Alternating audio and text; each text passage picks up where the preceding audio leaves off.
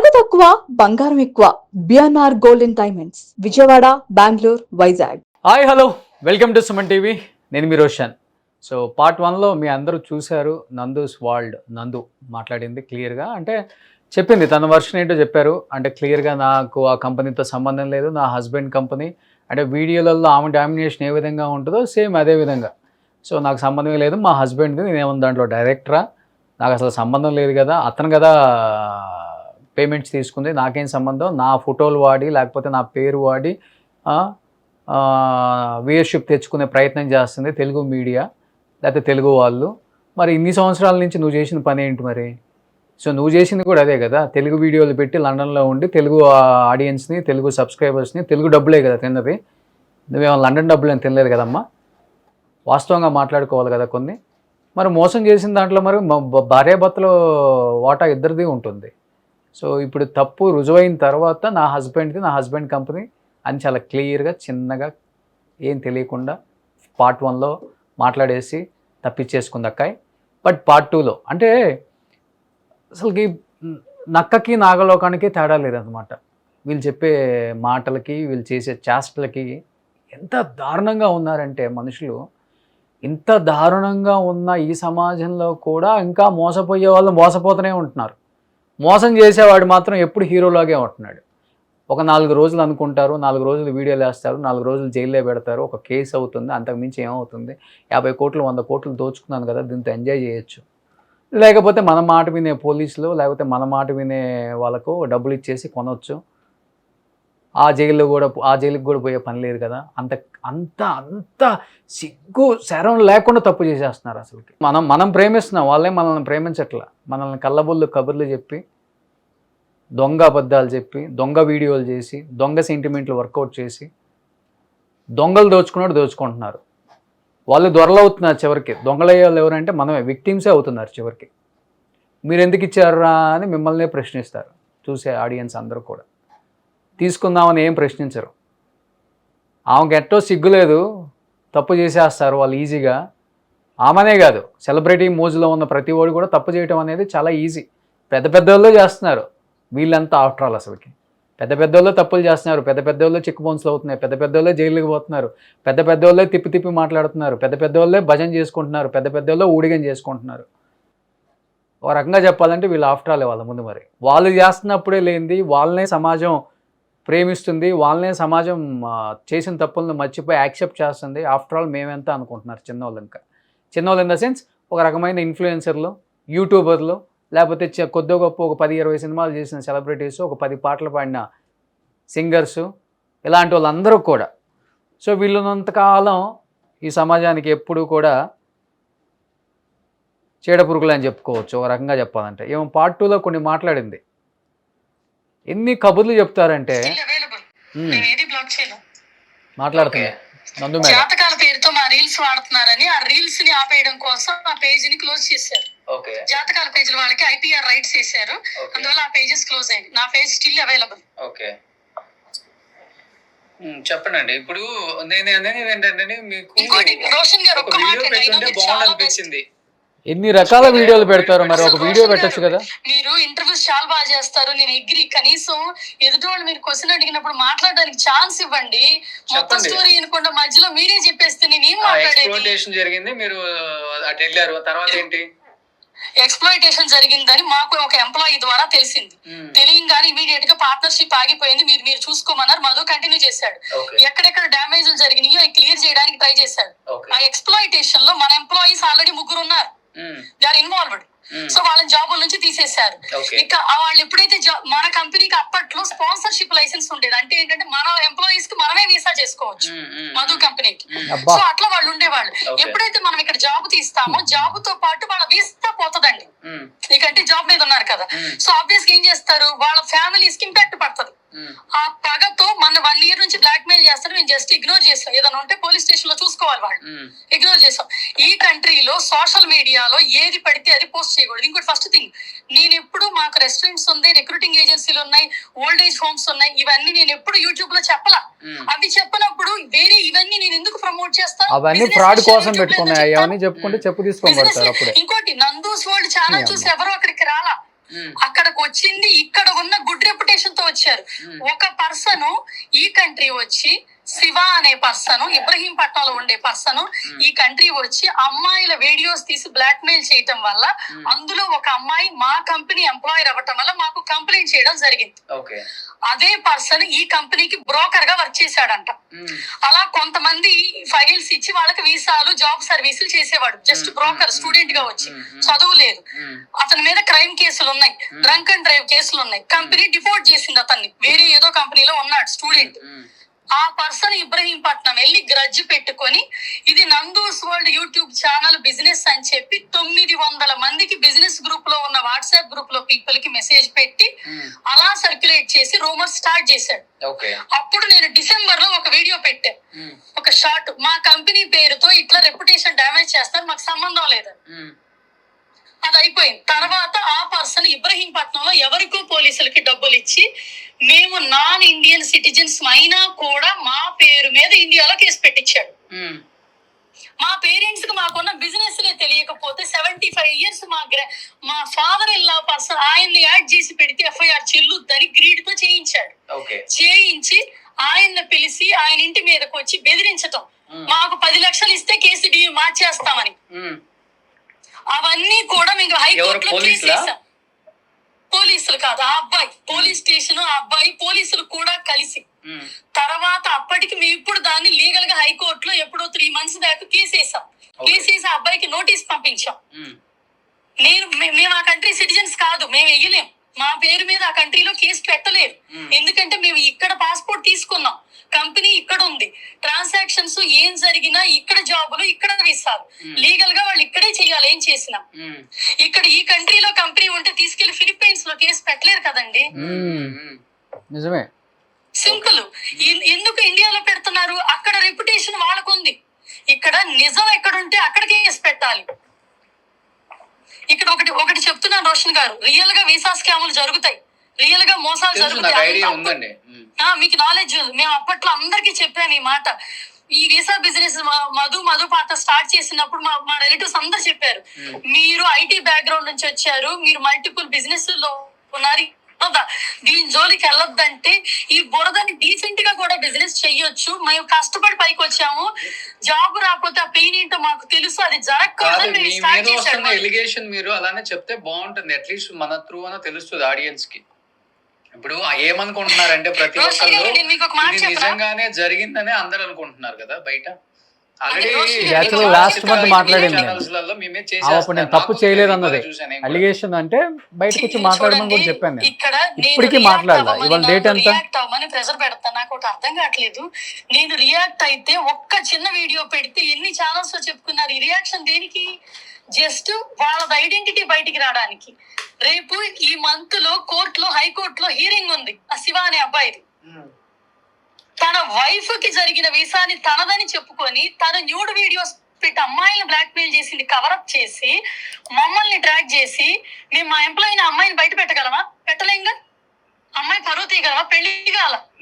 మేము ఓన్లీ మీరు అక్కడ యూకే టైర్ 2 వీసా స్కామ్ జరిగింది, విక్టిమ్స్ బయటకు వస్తున్నారు కాబట్టి ఇది ఏంటనేది మాట్లాడమని చెప్తున్నాను అంతే. నేను మిగతా వాళ్ళ కేసుల గురించి నేను మాట్లాడమని చెప్పలేదు. ఇంకా అది దాని వల్లే కదా ఇదంతా చేస్తుంది గ్రజ్జుతో. నాకు ఒక్క మాట చెప్తానండి, వీసా గనక రిజెక్ట్ అయితే టాపిక్ డైవర్ట్ చేసేస్తుంది. గవర్నమెంట్ ఇస్తుంది. ఇంతమంది విక్టిమ్స్ మోసపోయారు, దాని మీద మాట్లాడండి నేను చెప్తుంటే ఎవరో శివ ఏదో చేసి మా మామని మేనేజ్మెంట్ ఒక పేపర్ ఇస్తుంది, ఈ ఎంప్లాయీని మేము తీసుకుంటున్నాం, మాకు వీసా కావాలి అని. దాన్ని COS అంటారు, కాస్ అంటారు. ఆ కాసు ఒక కంపెనీ ఇస్తుంది. ఇక్కడ మల్టిపుల్ కంపెనీలు, మీరు అన్నారే కొన్ని వేల మందో 100 మందో స్టూడెంట్స్, అన్ని వేల కంపెనీల మీద వాళ్ళు కేసు పెట్టాలి. రిక్రూటింగ్ ఏజెన్సీ మీద ఎలా పెడతారు? రిక్రూటింగ్ ఏజెన్సీ ఆ కంపెనీతో కనెక్షన్, అంతేగాని ఆ పర్సన్ తో కనెక్షన్ కాదు. రిక్రూటర్స్ అండి, మీకు అర్థమైందా? కాదు. ఇప్పుడు వాళ్ళు మిమ్మల్ని టార్గెట్ చేయడానికి వన్ ఆఫ్ ద రీజన్ ఏంటంటారు మరి? ఇప్పుడు శివ తీసి పక్కన పెట్టేసేయండి. శివ హైదరాబాద్ లో మీ మీద గెడ్జ్ తీర్చుకోవడానికి రివెంజ్ కి మీ మామగారినో ఎవరినో పెట్టి కేసు పెట్టారు. ఓకే, వాట్ అబౌట్ యూకే లో ఉన్న స్టూడెంట్స్ కానీ, యూకే లో ఉన్న వేరే కంట్రీస్ వాళ్ళు? నేను మీకు ఇందాక ఒక మాట చెప్పాను, యూకే ఇమిగ్రేషన్ కంపెనీస్ అని కొట్టండి. లాస్ట్ నవంబర్ నుంచి 3000 కంపెనీస్ కి కంట్రీలో లైసెన్స్ పోయింది. బికాస్ ఆఫ్ స్టూడెంట్స్ ఒక చోట లీగల్ గా జాబ్ చేయాల్సింది రెండో చోట చేయటం వల్ల ఆ కంపెనీలకు లైసెన్సులు పోయినాయి. అప్పుడు ఆ స్టూడెంట్స్ అందరికి జాబులు పోతాయి. జాబులు పోయిన వాళ్ళకి డబ్బులు ఎవరిని అడుగుతారు చెప్పండి? డైరెక్ట్ కంపెనీని అడుగుతారా? అడిగే ధైర్యం ఉందా? వాళ్ళే తప్పు చేసినప్పుడు తీసేస్తారు కదా. వాళ్ళే తప్పు చేసినప్పుడు వాళ్ళ వీసా పోతుంది కదా. ఇప్పుడు వీసా పోయిందని చెప్పిన వాళ్ళు ఈ కంట్రీలో ఎలా స్టే చేస్తున్నారు? ఒక్కసారి మీరు ఈ కంట్రీలో వచ్చి ఎవరైనా ఎంక్వైరీ చేయించండి. లీగల్ గా ఈ కంట్రీలో ఎలా స్టే చేస్తున్నారు వీసా పోతే? Is that legal? కంట్రీలో వీసా పోతే వాళ్ళు యూకేలో ఇంకా eligible, they are working, they have a legal visa. ఎలా వచ్చింది లీగల్ వీసా? ఇక్కడ ఆల్రెడీ లీగల్ వీసా వచ్చిన వాళ్ళు కూడా ఇందులో విక్టిమ్ డ్రామా వేస్తున్నారు. 2021 లో వీసా వచ్చి 2021 లో జాబ్ చేసి 2026 లో జాబ్ పోతే ఏ కంపెనీ ద్వారా interviews, mock interviews, application fill up చేయించుకున్నారో ఆ కంపెనీని అటాక్ చేస్తున్నారు. నేను ఒక మాట చెప్తాను అనండి, 2021 నుంచి కంపెనీలో ఉంటే ఇప్పుడు ఎందుకు జరిగింది ఇది? ఒక్కసారి ఆలోచించారా? యూకే ఇమిగ్రేషన్ భయంకరమైన టైట్ అయింది. ఇండియన్స్ వెళ్ళిపోమని ర్యాలీస్ చేస్తున్నారు. ఇప్పుడు ఇండియన్స్ మీద అటాక్ జరుగుతుందని వాళ్ళు వెళ్ళేటప్పుడు డబ్బులు తీసుకెళ్ళడానికి ఆడుతున్న గేమ్. ఇప్పుడు మీరు ఒకటి చెప్పండి, ఒక మనిషికి అన్యాయం, ఇప్పుడు నాకు అన్యాయం జరిగిందని నేను చెప్తానండి. నాకు ఒక క్లాస్మేట్స్ ఉంటారు 50 మంది ఇక్కడ ఫ్యామిలీస్. వాళ్ళందరూ నాకు సపోర్ట్ చేస్తారా, మీకు సపోర్ట్ చేస్తారా? నేను వాళ్ళందరికీ నాకు వచ్చిన దాంట్లో డబ్బులు ఇస్తానని చెప్తా. ఎవరికి సపోర్ట్ చేస్తారండి? ఒక్క మాట చెప్పండి. ఇక్కడ ఒక కంపెనీ మేనేజ్మెంట్ మీద ప్రాబ్లం ఉంటే ఆ కంపెనీ ఇంటి ఆడవాళ్ళని, పిల్లల్ని ఎందుకు లాగుతున్నారు? ఇండియాలో గుండాగిరి చేసినట్టు మా రెస్టారెంట్స్ మీదకి వచ్చి అటాక్ చేశారు. ఇది కరెక్ట్ గా నెల క్రితం, 3 నెలల క్రితం, 5 నెలల క్రితం మా రెస్టారెంట్ మీదకి వచ్చి ఎంప్లాయీస్ అటాక్ చేసి మ్యాన్ హ్యాండ్లింగ్ చేశారు. పోలీస్ కంప్లైంట్ ఇచ్చాం. ఇస్తే వాళ్ళు వార్నింగ్ ఇచ్చి ఇంకొకసారి ఆ ఊళ్ళో కనిపించిన డిపోర్ట్ చేస్తామని వార్నింగ్ ఇచ్చారు. నేను అదే సిచ్యువేషన్ లో సీసీటీవీ ఫుటేజ్ లో ఉంది. ఇక్కడ మనం ఏం పేకలేం. ఇండియా వెళ్ళి చూసుకుందాం, మనకి టిఆర్ఎస్ బ్యాక్గ్రౌండ్ ఉంది. ఈ మాట చెప్పారు. ఎవరికి టిఆర్ఎస్ బ్యాక్గ్రౌండ్? అక్కడ అదే రెస్టారెంట్ లో ఉన్న ఎంప్లాయీస్ కి. ఎవరైతే కొట్టించుకున్నారో, ఎవరైతే ఎంప్లాయీస్ మీద అటాక్ చేస్తున్నారో అప్పుడు మేము వెళ్లాల్సి వచ్చింది. మాకు కాల్ చేశారు పోలీసులకు. మేము కాల్ చేస్తే వాళ్ళు లైన్ లో పెట్టారు. 5 minutes గ్యాప్ లో ఎంత జరిగిందో దాన్ని డిఫెండ్ చేయడానికి నేను వెళ్ళి వాళ్ళని ఆపి ఇమీడియట్ గా పోలీసులను పిలిస్తే బిఆర్ఎస్ సపోర్ట్ ఉంది ఎవరికంట నాకు తెలియదండి. అందులో ఒక కపుల్ ఉన్నారు. వాళ్ళు ఏంటంటే ఆ అమ్మాయి మెడిసిన్ అని చెప్పి అబద్ధం చెప్పి ఇక్కడికి వచ్చి ఓల్డ్ ఏజ్ హోమ్ లో నాపీలు చేంజ్ చేయటం అమ్మాయి జాబ్. ఓకే, ఆ జాబ్ మనం సర్వీస్ ఆల్రెడీ జాబ్ చేయించి ఇంటర్వ్యూలు చేయించి సర్వీస్ ఛార్జ్ తీసుకున్నారు. ఇంటర్వ్యూలకు వెళ్ళినాక వీసా అప్లై చేసినాక వాళ్ళ ప్రాబ్లం, వాళ్ళ వల్ల వీసా రిజెక్ట్ అయింది. మన కాంట్రాక్ట్ లో ఉంటదండి, visa any reason government reject చేస్తే కంపెనీ ప్రాబ్లం కాదు. వాళ్ళ ఇంటర్వ్యూలో ఎనీ తప్పు చేయొచ్చు, అది అదర్ థర్డ్ పార్టీ రెస్పాన్సిబుల్ కాదు, అది సైన్ చేస్తారు వాళ్ళు. ఇక్కడ లీగల్ గా ఎందుకు ప్రొసీడ్ అవ్వట్లేదు? If it is a mistake. ఇంకోటి 5 years నుంచి ఈ కంపెనీ ఉన్నప్పుడు 5 years లో ఎందుకు జరగలేదు? ప్రవీణ్ కూడా క్లియర్ గా చెప్పాడు. 3 months లో జరుగుతుంది. సో అక్కడ కేసు ఎందుకు పెట్టరు అంటే మేము కూడా కొనడానికి వెళ్తున్నాం వీసా, అలా చెప్తే కేసు అవుతుంది, అందుకని ఇండియాకి వచ్చి కేసులు పెట్టుకుంటున్నాను. అది కూడా కేసు అతను విన్ అవుతాడు. ఇక్కడ మీకు ఒక్కటి అర్థం కావట్లేదు. మీరు అమెరికాలో అంటారు చూసారా కన్సల్టెన్సీ అని. మాది కన్సల్టెన్సీ కాదు, మధుది రిక్రూటింగ్ ఏజెన్సీ.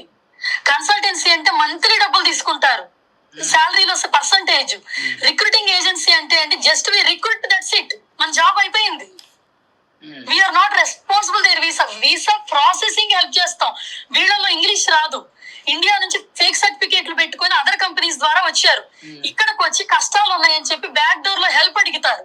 మనం చెయ్యం. అక్కడ మీరు కొన్ని చూడండి, పిల్లల మీద యాసిడ్ పోస్తాము, వైఫ్ మీద యాసిడ్ పోస్తాం, ఇండియా వస్తే అటాక్ చేస్తామని ఎన్నో మెసేజ్లు పాస్ట్ 3 years నుంచి పెట్టినా మేము కంప్లైంట్ ఇక్కడ చేసాం. వీఆర్ ఇక్కడ సిటిజన్స్, ఇండియాలో కాదు.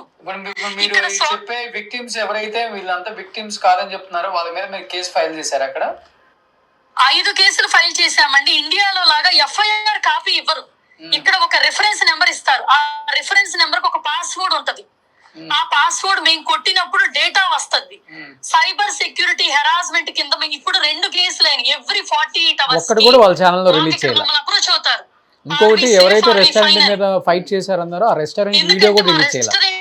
ఎందుకంటే రెస్టారెంట్ మీద నిజంగానే వాళ్ళ బాధతో అటాక్ చేసి ఉంటారు వాళ్ళు. అందరూ కంప్లైంట్ చేశారు. వచ్చారు, మా దగ్గర సీసీటీవీ ఎవిడెన్స్ ఉంది. లీగల్ గా సీసీటీవీ ఈ కంట్రీలో ఒక పర్సన్ ని డిఫేమ్ చేయకూడదు. ఇప్పుడు ఎక్కడ చేస్తారు? ఇండియాలోనే కదా. సో ఇప్పుడు ఫైనల్ గా మిస్టేక్ జరగలేదు, మాది కన్సల్టెన్సీ కాదు, రిక్రూట్మెంట్ చేసాము, అయిపోయింది. వాళ్ళు ఇప్పుడు ఆ కంపెనీ జాబ్ అయిపోతుంది. రిక్రూట్ అయిపోయినాక వీసా రిజెక్ట్ అవ్వటం, వీసా యాక్సెప్ట్ అవ్వటం రిక్రూటింగ్ ఏజెన్సీ ప్రామిస్ కాదది. ఆ కాంట్రాక్ట్ లో ఏమని సైన్ ఉంటదంటే, మేము మాక్ ఇంటర్వ్యూస్ చేస్తాము, సర్వీస్ చార్జెస్ చేస్తాము. అందరూ ఏం చేస్తారు? తెలుగులోనే ఒక వీడియో రిలీజ్ చేయొచ్చు కదండి, ఇట్లా చేసి మమ్మల్ని ఫ్రాడ్ చేస్తున్నారు కదా, మేమేమో ఫ్రాడ్ చేయలేదు. ఇవాళ 3 PM కి నేను 5 రోజుల క్రితం చేసిన వీడియో ఎడిటింగ్ అయిందండి. 3 PM కి ఇవాళ ఒకటి కామెడీతో రిలీజ్ అవుతుంది. ఆ కామెడీ వీడియోలో what is social media harassment మీద నేను చేశాను. వీడియో రిలీజ్ అయింది. ఒక యాపిల్ కొంటే ఒక షాప్ లో అది పుచ్చిపోయింది అనుకోండి, షాప్ వాడు కారణం, యాపిల్ చెట్టు కారణం, ఎవరు కారణం? ఇష్టపడి డబ్బులు ఇచ్చి కొనుక్కున్న పర్సన్ దాన్ని ఎలా తీసుకుంటాడు అనేది ఉంటది. ఇక్కడ ఎవ్వరు డబ్బులకి ఫోర్స్ చేయలేదంట కదా. మాకు ఒక్క ఎంప్లాయీ పోస్ట్ చేయలేదంట ఆ కంపెనీలో. మధు ఆర్గ్యుమెంట్ రాగానే మధు ఇన్వాల్వ్మెంట్ వస్తుంది. ఎందుకంటే ఒక పర్సన్ మేము ఎప్పుడు మా సోషల్ మీడియా ఫేమ్ వాడి బిజినెస్ చేయలేదే. మాకు ఇక్కడ బోల్డ్ రెస్టారెంట్స్ ఉన్నాయి కదా, బిజినెస్ చేసే రోజులు అదే నేను చెప్తుంది. అదే నేను అంటుంది. మరి అలాంటప్పుడు సోషల్ మీడియా హెరాస్మెంట్ నాకెందుకు స్టార్ట్ అవుతుంది? అంతే కదా. ఇప్పుడు రోషన్ గారు మిమ్మల్ని ఒక క్వశ్చన్ అడుగుతాను, చెప్పండి. ఎవరో ఒక రీల్ పంపించారు మా ఫ్రెండ్స్, మాకున్న ఇప్పుడు లైఫ్ అంట వీళ్ళందరూ స్టూడెంట్స్ మోసపోయి మా దగ్గర విక్టిమ్స్ అయ్యారని చెప్తున్నారే, వాళ్ళ డబ్బులు వల్ల అంటున్నారు. కానీ 2000 వీళ్ళు పుట్టక ముందు 2008 లో మేము కొనుక్కున్న ఇల్లు ఛార్జ్ చేస్తుందండి. ఇప్పుడు గవర్నమెంట్ అడగట్లేదు వాళ్ళు, మరి చెప్పండి. గవర్నమెంట్ ఫీజు ఇంత ఉంటది. తర్వాత ఏమడుగుతాడు ఆ పర్సన్? నా ఫ్రెండ్స్ 4 ఉన్నారు, మా అందరికి కలిపి ఎంత అవుతుంది అంటే 16 లక్షలు అని చెప్తారు. మా టీం అంతా వాళ్ళు పంపించిన ఎవిడెన్స్ మీద వర్క్ చేస్తున్నారు, ఏదో స్టూడెంట్స్ కూడా. ఒకసారి అవన్నీ టాలీ చేసుకున్న తర్వాత మీరు అవన్నీ టాలీ చేసుకొని యూకే గవర్నమెంట్ డేటా రికార్డ్ తీసుకోండి. మ్యాచ్ అవ్వకపోతే అప్పుడు మిమ్మల్ని ఒకసారి కాంటాక్ట్ అవుతాను, ఎట్లా చేద్దాం ఏంటి మీతో మాట్లాడతాం. ఓకేనండి. ఇదిగో రోషన్ గారు, మీరు టాలీ చేసుకున్నాక ఇక్కడ గవర్నమెంట్ లో ఒరిజినల్ డాక్యుమెంట్ ఏదో ఫేక్ డాక్యుమెంట్ ఏదో ఫస్ట్ చూసుకోండి. ఒకటండి, ఒక పర్సన్ కి న్యాయం జరిగినా అన్యాయం జరిగినా కోర్టులు ఉంటాయి, పోలీసులు ఉంటాయి. సోషల్ మీడియాలో న్యూస్ ఛానల్లో చెప్పేది టీఆర్పీ కోసము, డిఫేమ్ కోసం తప్ప న్యాయం పోరాటం కాదది. దేశ పోరాటం బోర్డర్ లో జరుగుద్ది, సోషల్ మీడియాలో జరగదు. ఇప్పుడు మీరు టాలీ చేస్తున్నారే, మీరు టాలీ చేసింది మొత్తం యూకే గవర్నమెంట్ సైట్ లో రియల్ దాంట్లో పెట్టి మీరు చెక్ చేసి ఇక్కడ నుంచి ఒక ఎవిడెన్స్ తీసుకోవాలి. ఇంకోటి నాకు చెయ్యొద్దు. నేను ఇప్పుడు నా నెంబర్ కి చేస్తే మధుతో మాట్లాడండి. తను ఏది మాట్లాడినా రికార్డ్ చేసి front bit last bit cut చేసి మధ్యలో పెట్టి తీసుకుంటున్నారు. తను మాట్లాడటం మానేశాడు. ఇది నేను ఇక్కడ ఈ కంట్రీలో గవర్నమెంట్ ఏదైనా అడిగితే చెప్పాలి, వేరే ఎవరో ఇన్ఫ్లుయెన్సర్స్ అడిగితే ఆన్సర్ చెప్పాల్సి వస్తుందండి. ఇదేం పంచాయతీ మాకు అర్థం కావట్లా. ఇక్కడ యూకే రిజిస్టర్డ్ కంపెనీ, లైసెన్స్ పోయింది కానీ మా కంపెనీ బిజినెస్ లైసెన్స్ పోయింది అంతే. అది కూడా ఏంటి, వీసాకి ఇక్కడ లోకల్ పీపుల్ రిక్రూట్ చేసుకోవచ్చు, మిగతా local people available. But international అంటే వేరే ఇన్ఫ్లుయెన్సర్స్ అడిగారు అంటే మీరు కూడా ఒక ఇన్ఫ్లుయెన్సర్ కాబట్టి ఫ్రెండ్షిప్ మీద అడుగుంటే అడగలేదండి, చేసేస్తున్నాడు. ఒక అబ్బాయి 4-5 వేలు ఫాలోవర్స్ ఉన్న ఒక స్టూడెంట్ రీల్ కింద డబ్బులు తీసుకొని చేసేస్తున్నాడు. అసలు బూతులు తిడతా చేసేస్తాడు యూకే లో. నేనేదో ఒక వీడియో చూసాను తెలుగులో, ఏదో ఛానల్, ఇప్పుడే నాకు తెలియదు, నేను ఇప్పుడు చూసిన తర్వాత అనిపించింది. నాకు కొంచెం యూట్యూబ్ నాలెడ్జ్ లేదండి, ఎవరెవరు ఇన్ఫ్లుయెన్సర్స్ ఎవరు ఏం చేస్తారో కూడా. ఎగ్జాక్ట్లీ, చాలా మంది ఉన్నారు ఇక్కడ. ఒకటండి, మేము యూట్యూబ్ ఈ బిజినెస్ రెండు మా కర్మగాలి దగ్గర 2 ఏళ్ల గ్యాప్ తో వచ్చినట్టు ఉన్నాయి. కానీ మేము ఎప్పుడు ప్రమోట్ చేయలేం. ఈవెన్ రెస్టారెంట్ పెట్టి అందరూ నన్ను ప్రమోషన్ అడుగుతారు ఇక్కడ తెలుగు వాళ్ళు, కానీ నేను ఎప్పుడు ఇక్కడ రెస్టారెంట్స్ ప్రమోట్ చేయలే, ఎందుకంటే మాకే రెస్టారెంట్ చేంజ్ ఉంది. ఇంకోటండి, ఒకటి గుర్తుపెట్టుకోండి, మేము ఎంతో కష్టపడి ఈ కంట్రీ వచ్చినప్పుడు ఈజీ దారి స్టూడెంట్స్ కోసం స్టార్ట్ చేస్తే మన తెలుగోడిని ఏదైనా చెయ్యొచ్చు. ఇవాళ నేను కామెడీ వీడియో పెట్టింది అదే, తెలుగోడు కాబట్టి తెలుగోడిని ఏదైనా చెయ్యొచ్చు. తెలుగోడు పరువు తీస్తామంటే తెలుగోడు నమ్ముతారు. పర్సనల్ గా ఇవన్నీ చూసిన తర్వాత నేను కాల్ చేస్తానండి. అసలు మీ ఇష్టం అండి. ఓకే నంది గారు. సో ఇది ఫైనల్గా మన నందు గారి సెకండ్ వర్షన్. అంటే ఆమె క్లియర్గా చెప్తున్నారు అక్కడ రెస్టారెంట్ మీద ఆల్రెడీ దాడి చేశారంట. మరి దాని మీద దాడి జరిగిన వీడియో అయితే ఆమె ఎక్కడ రిలీజ్ చేయలేదు. అండ్ ఇంకొకటి చాలా మంది మీద కేసులు పెట్టానని చెప్తున్నారు. ఎఫ్ఐఆర్ మాకు ఇక్కడలాగా ఎఫ్ఐఆర్ కాపీ ఇయరు ఆన్లైన్లో చెక్ చేసుకోవాలన్నారు. మరి దాని స్టేటస్ ఏంటో కూడా తన యూట్యూబ్ ఛానల్లో పెట్టలేదు. నేను ఫోన్ చేసింది 1 నెల క్రితం. డెఫినెట్గా ఇదంతా టాలీ అయిన తర్వాత మీరు తప్పు చేశారని చెప్తే డెఫినెట్గా దీని గురించి మాట్లాడతానని క్లియర్గా చెప్పాను ఆ రోజు. అందుకే ఆ కాల్స్ ఈరోజు నేను బయట పెట్టి మాట్లాడాల్సి వస్తుంది. ఇంకొకటి తను చెప్తున్నారు అంటే యూకే గవర్నమెంట్ అక్కడ పాలసీల గురించి అక్కడ రకరకాలు ఏదో చెప్తున్నారు. సో ఏమైనా పాలసీలు ఉండొచ్చు, మీ పాలసీలు డెఫినెట్గా ఒక స్టూడెంటు లేకపోతే ఒక ఫ్యామిలీ మీ ద్వారా నష్టపోయారు అంటే దాన్ని మళ్ళీ వాళ్ళకి మంచి జరిగేలా చేయటం కూడా మీదే బాధ్యత. డెఫినెట్గా మీరు డబ్బులు తీసుకున్నారనే మాట వాస్తవము. వాళ్ళ దగ్గర నుంచి వీసా ప్రాసెసింగ్కి మీరు నమ్మించి మోసం చేశారనే మాట కూడా వాస్తవమే. కాబట్టి వాళ్ళు కూడా అక్కడ ఎందుకు కేసు పెట్టలేదు అనేదానికి కూడా రీజన్ చెప్పారు. సో ఆమె మీద కేసు పెడుతున్నావు, ఎందుకు కేసు పెడుతున్నావు? సో నేను కూడా వీసా బయింగ్ అంటే నేను కొనుక్కుంటున్నాను, అది కూడా అక్కడ క్రైమే కాబట్టి మేము పెట్టలేదు, అందుకని ఇండియాలో పెట్టామని చెప్తున్నారు. సో ఎనీహావ్ దీనికి బయటకు వచ్చి సమాధానం చెప్పాల్సిన బాధ్యత నందుగారి మీద, నందుగారు హస్బెండ్ మీద కూడా ఉంది. డెఫినెట్గా ఇంతమంది 300 మంది స్టూడెంట్స్ మోసపోయారంటే చిన్న విషయం కాదు. ఇది ఒక తెలుగు రాష్ట్రాలే కాదు, మిగతా రాష్ట్రాలకు సంబంధించిన వాళ్ళు, పాకిస్తాన్ వాళ్ళు, బంగ్లాదేశ్ అంట, దుబాయ్ అంట, ఎంతోమంది మోసపోయారు వీళ్ళ ఏజెన్సీని నమ్ముకొని, వీళ్ళ హస్బెండ్ని నమ్ముకొని, వీళ్ళ ఫ్యామిలీని నమ్ముకొని. సో డెఫినెట్గా ఆన్సర్ చేయాలి మీరు.